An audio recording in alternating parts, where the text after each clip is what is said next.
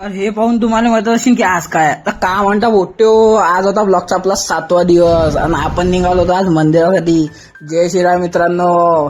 तर शिवरायाच्या समोर होती गुढी उभारली, तर आज होता गुढी उभारवा. म्हटलं चला सकाळी सकाळी मंदिरात जाऊ. आणि गेल्या गेल्या का पाहतात ताशेवाले नाचा मन करे बाबा, पण नाचतो नाही. म्हटलं चला आता पहिले मंदिरात जाऊ. हे पाहून घ्या गुढी उभारली होती.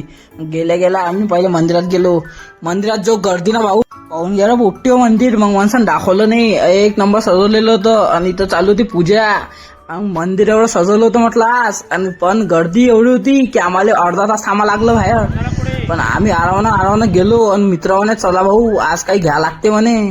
फुलं गेलं म्हटलं चला घेऊन घेऊन प्रसाद फुलं घेतले ना. मग 2 फुलं आणि एक डब्बा घेतला. कप मोठी लाईन ना भावा, लाईन मध्ये एवढा त्रास. हे ताई होती रिपोर्टर. म्हटलं आम्हाला घ्या ना, दाखवा ना न्यूज मध्ये. नाही म्हणे नाही दाखवत म्हणे. गेलो लाईन मध्ये. म्हटलं पहिले फुलं गेलं घेतले होते आपण. म्हटलं चला आता पहिले दर्शन करा. दिसले गणपती बाप्पा. लागले ना पाया झपाझप. पण निघालो आता. आणि गुढीचे लागल्या पाया एकदम फास्ट. आणि म्हटलं चला पहिले महादेवच्या मंदिरात. महादेवचे लागल्या पाया. म्हटलं चला निघा आता तुम्हाला दाखवतो आम्ही कसं आलो होतो. ह्या साईडनं आलो होतो भावा आपण. आणि ह्या साईडनं एक्झिट केलं.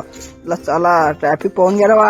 आपल्याला काही फरक नाही वाटत ट्रॅफिकचा. आपण होते गाडीवरती एकदम. म्हटलं चला पैदल. भूक लागली, मारली ना घराने किक. म्हटलं चला फटकन गेलो. नागपूरमध्ये भेटते ना इथं चांगला पोहे, तर्री पोहे. म्हटलं आमच्या नागपूरमध्ये फेमस आहे तर्री पोहे. म्हटलं तुमची खाऊन पाहू द्या ना. घेतले ना मग 2 प्लेट तर्री पोहे. खाल्ले ना गप्पा गप. आणि तिथून मग निघालो आता बाहेर.